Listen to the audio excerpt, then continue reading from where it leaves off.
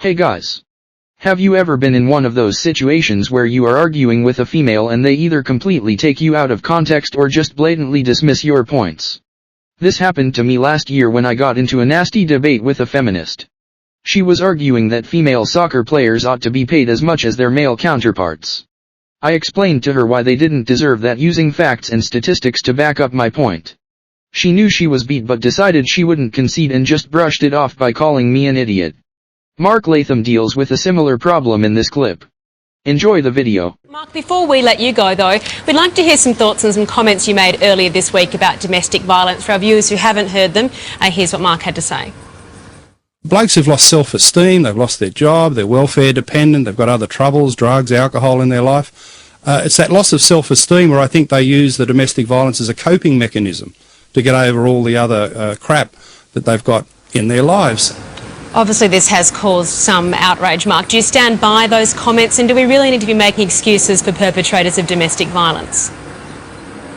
Well, Eddie, the critics haven't done their research, you see. I was paraphrasing there a very important report in New South Wales from the Coroner's Court, where they look at the domestic violence deaths and produce some conclusions about them. And they talk about a coping mechanism where men living in poverty, underclass circumstances, poor self-esteem, use domestic violence as a macabre, tragic type of coping mechanism. So the critics in this area run on emotion and ideology instead of facts and actually going to read the report. I urge people to read that report. Well, the facts and if you are haven't read it, you're not doing justice to the issue.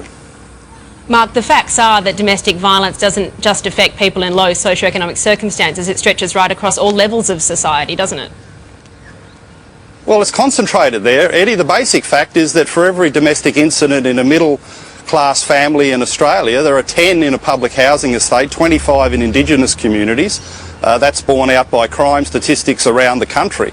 So you can't really deal with this serious issue in a proper way unless you're providing accurate analysis. And to say there's an epidemic, that's wrong. To say it's evenly spread across the community, that's wrong. To say that it's a product of patriarchy where somehow men have been genetically engineered to dominate women, that's ridiculous. Do you stand by your statement that women are safer than they've ever been before, given that there are close to 80 deaths from domestic violence across Australia last year? Yeah, well, Eddie, I urge you to read the ABS Personal Safety Survey that shows that since 1996...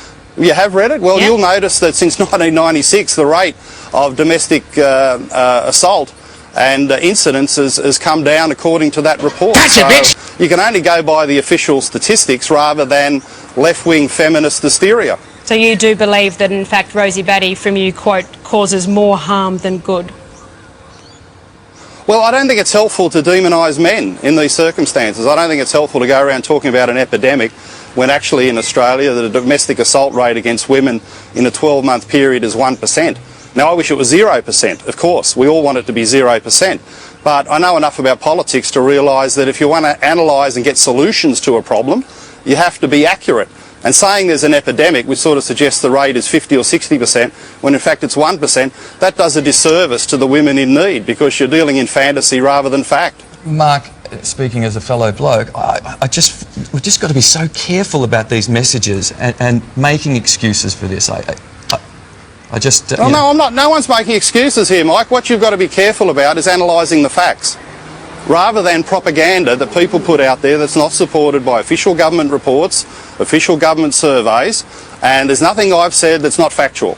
Now, we've had a few items here where you've tried to say, oh, well, maybe that's not the case. I've got references, I've got reports, I've got official surveys that back up the facts and figures that I'm putting out there. Now, it mightn't be the information that people want to hear, but I'd rather have a debate where you can deal in reality rather than left-wing feminist fantasy.